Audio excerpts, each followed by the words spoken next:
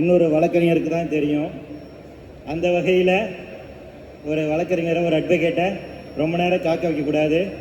ஏன்னா சாப்பாட்டுக்கு நேரத்துக்கு முன்னாடி பேச வேண்டிய ஜீவன்கள் இருக்காங்க. அது ரொம்ப ஒரு கொடூரமான விஷயம். அதிலிருந்து என்னை பாதுகாப்பதற்காக, என்னை தப்பிப்பதற்காக வாய்ப்பு அளித்த நண்பர் சிவா அவர்களுக்கு நன்றியை தெரிவித்துக் கொள்கிறேன். நான் இப்போ விவசாயம் பண்ணலை, சின்ன வயசில் ஏதோ கொஞ்சம் பார்த்துருக்கேன், அவ்வளோதான். அதனால் நான் உங்ககிட்ட விவசாயத்தில் நீங்கள் இது பண்ணுங்கள், அதை பண்ணுங்கள், இது பண்ணால் நல்லது அப்படின்னு எனக்கு சொல்ல தெரியாது.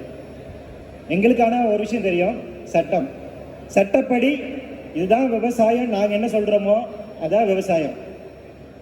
ஏன் நமக்கு முன்னாடி பேசின ஐயா சுல்தான் இஸ்மாயில் ஐயா அவர்கள் குறிப்பிட்டு சொன்னாங்க இல்லையா, தமிழகத்திற்கென்று ஒரு இயற்கை வேளாண்மை குறித்தான ஒரு கொள்கை ஏன் தேவை, இந்திய அளவில் ஏன் ஒரு கொள்கை தேவை, அந்த கொள்கை என்னவாக இருக்க வேண்டும் அப்படிங்கிறது ஏன் முக்கியம் அப்படின்னா, நாம் வாழ்கின்ற இந்த சமூகம் என்பது சட்டத்தின் ஆட்சியின் கீழாக இருக்கிறது.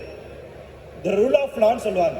சட்டம் என்ன சொல்கின்றதோ அதற்கு உட்பட்டு தான் இங்க இருக்கக்கூடிய ஒவ்வொரு தனிநபர்களும் செயல்பட முடியும்.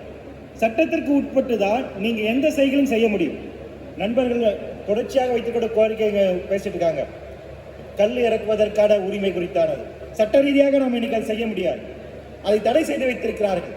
அந்த தடை நீக்கப்பட வேண்டும் என்று ஆண்டாண்டு காலமாக விவசாயிகள் பயன்படுத்தியிருக்கக்கூடிய ஒரு பானம் என்பது தடை செய்யப்பட்டிருக்கு. அப்ப இந்த இடத்துல நீங்க விருப்பப்படுகின்ற வகையில் எல்லா விதமான வேளாண்மையும் செய்துவிட முடியுமா, எல்லா செயல்பாடுகளும் செய்ய முடியுமா அப்படின்னு கேட்டீங்கன்னா அது கிடையாது. இந்தியா ஒரு சுதந்திர நாடு தான், இந்தியா ஒரு ஜனநாயக நாடு தான், இந்தியா ஒரு குடியரசு தான். இருந்தாலும் இங்கு வாழக்கூடிய மக்களுக்கு குறிப்பிட்ட அளவிலான விடுதலை தான் வழங்கப்பட்டிருக்கு. அது முற்றுமுடிவான விடுதலை என்பது இல்லை.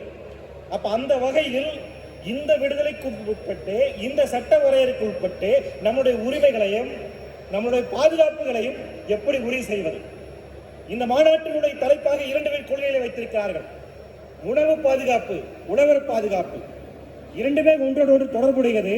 இந்த 2 பாதுகாப்பை உறுதி செய்ய வேண்டும் என்றால் அடிப்படையில் நாம் செய்ய வேண்டிய முக்கியமான ஒரு பாதுகாப்பு இருக்கு. எனக்கு முன்பாக பேசிய ஐயா சுல்தான் இஸ்மாயில் ஐயா அவர்கள் ஒரு விஷயத்த மண் நலம் என்று பேசுங்கன்னு சொன்னாங்க. சாயில் ஹெல்த் அப்படின்னு பேசுங்க. இந்த சாயில் ஹெல்த்தை ஏன் பேசணும்? அப்பதான் விவசாயிகளுடைய நலன் இருக்காங்க. விவசாயத்துடைய நலம் நான் பேசுறேன். விவசாயிகளுடைய நலன், உணவினுடைய நலன், உணவுடைய பாதுகாப்பு. அந்த உணவு பாதுகாப்பானதாக ஆரோக்கியமானதாக இருந்தால்தான் மனிதர்களுக்கு நலம் இருக்கும், மனிதர் நலமாக இருக்க முடியும் என்கின்ற அடிப்படை. அப்போ ஹியூமன் ஹெல்த்னு வருது, சாயில் ஹெல்த். மண் நலம் பாதுகாக்கப்பட்டால்தான் மனித நலம் பாதுகாக்கப்படும். இந்த மண் வளம் பாதுகாக்கப்பட வேண்டும் என்றால் இன்னொரு நிலத்தை நம்ம பாதுகாக்க வேண்டிய தேவை இருக்கு. இன்னைக்கு என்ன மிகப்பெரிய பிரச்சனையாக இருக்கின்றது? காலநிலை மாற்றம் முக்கியமான பிரச்சனையாக காலையில் பேசிய நக்கீரர் அவர்களும் ஐயா சுல்தான் இஸ்மாயில் அவர்கள் 2 பேருமே குறிப்பிட்டார். 2 முக்கிய ஆய்வர்கள் இந்த நடந்த என்டையர் செஷன்ல ரொம்ப முக்கியமாக குறிப்பிட்டது என்னன்னா, காலநிலை மாற்றம் மிகப்பெரிய பிரச்சனையாக இருக்க போகிறது. அப்ப இந்த காலநிலை மாற்றத்தை எப்படி எதிர்கொள்ள போகிறோம் அப்படின்னா, எப்படி புரிந்து கொள்ள வேண்டும் என்றால், இந்த பூமி நலமாக இருக்கிறதா, பிளானட்டரி ஹெல்த், நாம் வாழுகின்ற இந்த பூமி ஆரோக்கியமானதாக இருக்கிறதா. எனக்கு முன்னாடி சொன்னாங்களா, நீ உடம்பு சரியில்லை அப்படின்னு டாக்டர்கிட்ட போனீங்கன்னா டாக்டர் உங்க நாடியை பிடிச்சி பார்க்கிறாரு இல்லையா, உங்களோட பல்ஸ் என்னன்னு பார்க்கிறாரு இல்லையா, உங்களோட பிபி அளவு என்னன்னு பார்க்கிறாரு இல்லையா, சுகர் இருக்கான்னு கேட்கிறாரு இல்லையா, மூட்டு வலி இருக்குதான்னு கேட்குதா இல்லையா, கொஞ்சம் வலிக்கிற மாதிரி இருந்தா இசிஜி எடுக்கலான்னு சொல்றாங்க இல்லையா, போதா குறைக்கு ஒரு எக்ஸ்ரே எடுத்து வைப்போம், செல்ஃபி மாதிரி அது ஒன்று எடுத்து வைப்போம்னு சொல்றாரா இல்லையா. இவ்வளவு ஏன் செய்யறாங்க? உங்கள் நலம் ஆரோக்கியமானதா இருக்கிறதா அப்படிங்கிறத ஒவ்வொரு இன்கிரீடியன்ஸாக இருந்து, ஒவ்வொரு அறிகுறிகள் இருந்த அடிப்படையில் இருந்து நீங்கள் ஆரோக்கியமாக இருக்கிறீர்களா இல்லையா என்பதை முடிவு செய்கிறார்கள். அதே போல தற்போது நவீன அறிவியல் ஒன்று வளர்ந்து கொண்டிருக்கிறது, பிளானட்டரி ஹெல்த் அப்படின்னு. யூரோப்பில் இருக்கக்கூடிய நாஸ்டாம் இன்ஸ்டிடியூட் அவர்கள் ஒரு ஆய்வறிக்கை தொடர்ச்சியாக வெளியிட்டுக் கொண்டிருக்கிறார்கள். அவர் என்ன ஆய்வு செய்கிறாங்கன்னா, இந்த பூமி பாதுகாப்பாக நலமாக இருக்க வேண்டும் என்றால் 9 அம்சங்கள் பாதுகாப்பான இடத்தில் இருக்க வேண்டும். அந்த பாதுகாப்பான எல்லை கோட்டை மீறிவிட்டால் இந்த பூமியில் உயிர் வாழும் சூழல் இருக்காதுன்னு சொல்றாங்க. நாம் பேசிக்கொண்டிருப்பது இங்க இருக்கக்கூடிய வெறும் மனிதநலம் மட்டுமல்ல, ஒட்டுமொத்த பூமியின் பல்லுயிர் நலம் சார்ந்திருக்கக்கூடிய பிரச்சனை. காலநிலை பிரச்சனையை தாண்டி நமக்கு இன்னும் கூடுதலாக பல்வேறு விதமான பிரச்சனைகள் இருக்கின்றது. இந்த அனைத்து பிரச்சனைகளும் ஒன்றோடு ஒன்று தொடர்புடையதாக இருக்கிறது. இந்த அனைத்து பிரச்சனைக்கும் பின்னாடி இருப்பது கார்ப்பரேட் அரசியலாக இருக்கிறது, கேபிட்டலிசமாக இருக்கிறது, இந்த உற்பத்தி முறையாக இருக்கிறது. இந்த இரண்டு பிரச்சனைகளும் இதற்காக பின்னாடி காரணங்களை புரிந்து கொண்டு அதற்கான தீர்வை நோக்கி நகர வேண்டிய விஷயம். அப்ப அந்த அடிப்படையில் இன்னைக்கு பிளானட்டரி ஹெல்த், பூமியோட நலம் காக்க வேண்டும் என்றால் என்ன செய்ய வேண்டும்? அவர்கள் 9 விஷயத்தை சொல்றாங்க. முதல் பிரச்சனையாக அவர் சொல்றது என்ன? ஃப்ரெஷ் வாட்டர் அவைலபிலிட்டி, குடிநீர். குடிநீர் இன்னைக்கு பாதுகாப்பான இடத்துல இருக்குதான்னு பாத்தீங்கன்னா கிட்டத்தட்ட அன்சேஃப் ஜோன்ல வந்துருச்சுங்க. அடுத்தபடியாக முக்கியமான பிரச்சனையாக இருக்கிறது இந்த வளிமண்டலத்தில் தமிழ் இலக்கியத்தில் இருக்கிற ஒரு முக்கியமான ஒரு இது இருக்கு. நம்மளுடைய தமிழ் மரபு சார்ந்து இருக்கக்கூடிய அறிவாண்மை இருக்கு இல்லையா, இயற்கை குறித்த அறிவாண்மை இருக்கு இல்லையா, அது எந்த அளவுக்கு முக்கியத்துவமானது அப்படின்னா தொல்காப்பியத்தில் ஒரு ஒரு முக்கியமான ஒரு செயல் வரும், உங்களுக்கு எல்லாம் தெரிஞ்ச ஒரு இதுதான். தீ, நீர், நிலம், விசும்பு, வெளி இவற்றோடு கலந்த மயக்கம் உலகம். இந்த ஐம்பூதங்களுடைய கலவை இருக்கின்றது அல்லவா, அதுதான் உலகத்தினுடைய இருப்பு, அதனுடைய இயங்கியல் அப்படி சொல்றாங்க. இன்னைக்கு மாடர்ன் சயின்ஸ் அது என்ன சொல்றதுன்னா பயோ ஜியோ சைக்கிள் ப்ராசஸ் சொல்லுது. இந்த 5 எலமெண்ட்ஸ், இந்த 5 விதமான பூதங்களும் ஒன்றோடு ஒன்று சேர்ந்து பின்னி பிழைந்து அதற்குள்ளாக நிறைய பயோ ஜியோ கெமிக்கல் ப்ராசஸ் நடக்குது. அதன் அடிப்படையில் தான் பூமி ஒரு சமநிலையில் இயங்கிக் கொண்டிருக்கிறது. இந்த சமநிலை இன்று மாறிக்கொண்டு வருகிறது. நண்பர்களே தொடர்ச்சியாக எங்களை பார்த்து எல்லாம் சொல்லுவாங்க, நீங்க இந்த உலக அழின்னு சொல்லக்கூடிய குரூப் தானே. நாங்கள் உலகம் அழிவு என்று சொல்லவே இல்லை. இந்த உலகத்தில் இருக்கக்கூடிய உயிர் வாழும் சூழல் அழிக்கப் போகிறது அப்படிதான் சொல்றோம். இந்த பூமியில் ஏற்கனவே 5 முறை முற்றுமுதலாக உயிரில் அழிந்து போயிருக்கிறது. 6வது அழிவை நோக்கி போய் கொண்டிருக்கிறோம். இந்த 6வது அழிவுக்கு காரணமாக மனிதர்கள் இருக்கிறார்கள். அதில் எல்லா மனிதர்களும் அல்ல, அதில் எல்லாரும் மனிதரும் சொல்ல முடியாது. அதில் குறிப்பிட்ட லாப வரிக்காக இயங்கக்கூடிய பொருளாதார அடிப்படையில் இருக்கக்கூடிய உற்பத்தியை தங்கள் கையில் வைத்திருக்கக்கூடிய அந்த குறிப்பிட்ட 1% மக்கள் ஒட்டுமொத்தமான பூமியுடைய இருப்பையை கேள்விக்குள்ளாக்கியிருக்கார்கள். அப்ப அவர்கள் செய்யக்கூடிய பிரச்சனை என்னன்னு பார்த்தீங்கன்னா, இந்த நாட்டில் இருக்கக்கூடிய இயற்கை வளங்களை அதிகமாக சுரண்டி எடுப்பதும் அவற்றை தேவையற்றதுக்காக பயன்படுத்துவதன் காரணமாக பூமியினுடைய சமநிலை உடைந்து கொண்டு வருகிறது. அதைத்தான் இந்த பூமியினுடைய பிளானட்டரி ஹெல்த்ல என்னென்ன பிரச்சனை இருக்கு என்பதை வகைப்படுத்தி நாஸ்டாம் இன்ஸ்டிடியூட் சொல்றாங்க. அந்த பல்கலைக்கழகம் என்ன சொல்லுதுன்னா, முதலாவதாக நீர், குடிநீரினுடைய தன்மை மாறிக்கொண்டு வருகிறது. இரண்டாவதாக கடலுடைய தன்மை அன்சேஃபான ஜோன்ல போயிட்டே இருக்குங்க. மூன்றாவதாக வளிமண்டலத்தில் நம்முடைய அட்மாஸ்பியர்ல இருக்கக்கூடிய கார்பன் டை ஆக்சைடுடைய அளவு, ஐயா குறிப்பிட்டாரு இல்லையா, வளிமண்டலத்தில் கார்பன் டை ஆக்சைடு அதிகமாச்சுன்னா அரிசி பயிர் செய்ய முடியாது. இப்ப எவ்வளவு தெரியுமா அரிசி கார்பன் டை ஆக்சைடு இருக்குது நம்ம வளிமண்டலத்துல? 200 வருடங்களுக்கு முன்பாக அதனுடைய அளவு 297 ppm பார்ட்ஸ் பெர் மில்லியன் சொல்லுவாங்க. அதாவது ஒட்டுமொத்த நம்ம பூமியை சுற்றி இருக்கக்கூடிய அளவில் கார்பன் டை ஆக்சைடுடைய பகுதி 297 தான் இருந்துச்சு. இன்னைக்கு அது எவ்வளவு தெரியுமா இருக்கு? 427 ஆயிருக்கு. அடுத்த இன்னும் 10 வருஷத்துல டபுள் அமௌண்ட் ஆயிருக்கு. இந்த அளவு என்பது கடந்த 8 லட்சம் வருடங்கள் இல்லாத அளவு. கடந்த 8 லட்சம் வருடங்கள் இல்லாத அளவுக்கு இன்று மீத்தேனுடைய அளவு பூமியை சுற்றி இருக்கிறது. இந்த வாயுகள் இருக்கின்ற பட்சத்தில் நாம் எப்படி விவசாயம் செய்ய போகிறோம் கேள்வி. அப்ப இந்த வாயுகளோடு தப்பி பிழைத்து வாழக்கூடிய பயிரினங்கள் என்னவாக இருக்கிறது?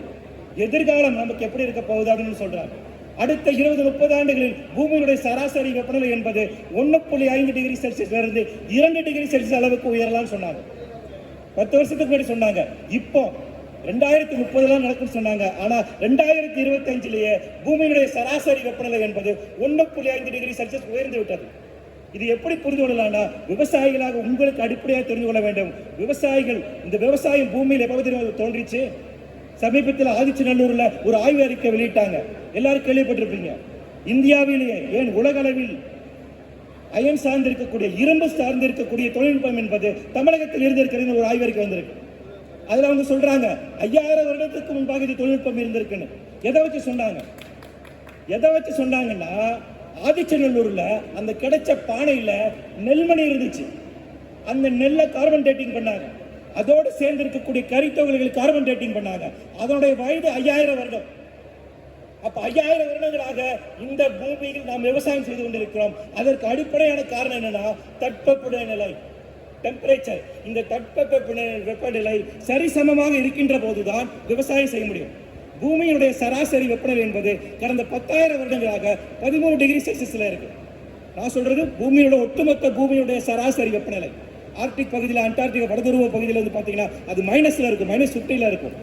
மிடில் ஈஸ்ட்ல வந்து பார்த்தீங்கன்னா அது +50 இருக்கும். இது இரண்டுக்குமான ஒரு ஆவரேஜ் அப்படிங்கிறது பார்த்தீங்கன்னா 13 டிகிரி செல்சியஸ். கடந்த 10,000 வருடங்களாக இருக்கக்கூடிய இந்த 13 டிகிரி செல்சியஸ் என்பது கடந்த 200 வருடங்களில் 1.5 டிகிரி செல்சியஸ் உயர்ந்துள்ளது. அதுவும் கடந்த 50 வருடங்கள்ல 0.8% உயர்ந்துள்ளது. 0.8 டிகிரி செல்சியஸ் உயர்ந்திருக்கு. இந்த உயர்வு என்பது 1,00,000 வருடத்தில் நடக்க வேண்டிய ஒரு நிகழ்வு. 1 டிகிரி இன்க்ரீஸ் ஆகணும். உங்களுடைய உடம்புக்குன்னு ஒரு டெம்பரேச்சர் இருக்கு இல்லையா? கொரோனா காலகட்டத்தில் நீங்க வெளியே போகும்போது டெம்பரேச்சர் செக் பண்ணாங்க இல்லையா? மனிதனுடைய சராசரி வெப்பநிலை என்பது 66 இருக்கலாம், 96 இருக்கலாம், 96 டிகிரி ஃபாரன்ஹீட் இருக்கலாம். 96, 100, 101 போச்சுன்னா குழந்தைங்க லீவ் கேட்குதா?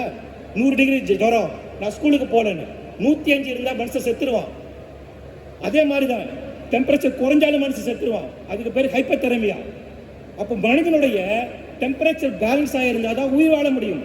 அதே போலதான் இந்த சுற்றுச்சூழல் அமைப்பு முறைக்கும் ஒரு பேலன்ஸ் டெம்பரேச்சர் தேவை, ஒரு சமநிலையாக இருக்கக்கூடிய தட்ப வெப்பநிலை தேவை.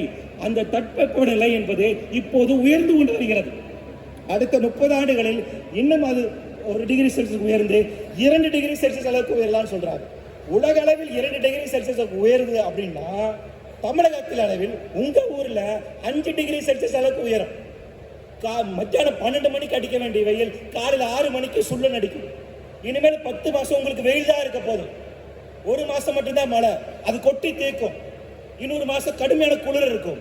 இதுதான் உங்களுடைய எதிர்காலமாக இருக்க போகிறது. இதுதான் நியூ நார்மல்ஸ்னு சொல்றாங்க. அப்போ மாறி வருகின்ற இந்த புதிய சூழலில் நம்முடைய பூமியினுடைய நலம் என்பது மிகப்பெரிய பிரச்சனையில் இருக்கு.